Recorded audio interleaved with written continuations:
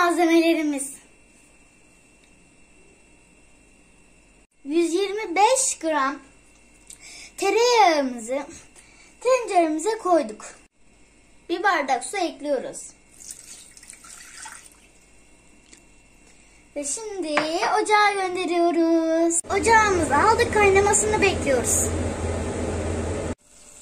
Bir bardak unu ekleyip karıştırıyoruz.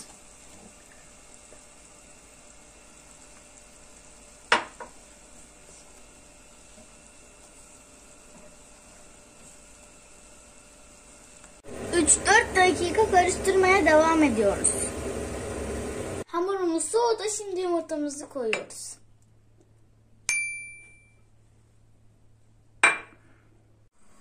Hamurumuza tam 4 tane yumurta koyacağız. Şimdi ikincisini koyuyoruz.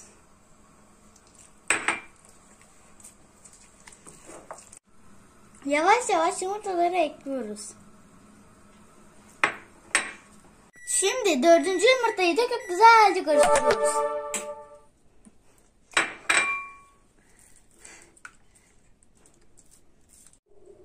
Hamurumuzu ikiye böldük. İlk kez kakaolu deniyoruz.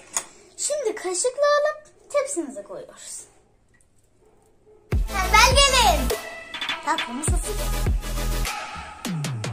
Sen hala abone kanalımıza abone olmadın mı? Profiterollerimizi tepsiye koyduk. 180 derece fırına gidiyor. 500 sütümüzü döküyoruz tenceremize.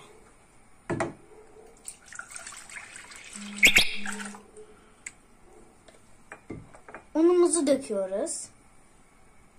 3 kaşık unumuzu döktük. Şimdi 1,5 su bardağı şekerimizi döküyoruz. Şimdi bir tane yumurtamızı ekliyoruz. Biraz karıştırdıktan sonra ocağa alıyoruz. Şimdi ocağa aldık, karıştırarak kıvam almasını bekliyoruz. Şimdi vanilyanın sırası. Profiterollerimiz fırından çıktı.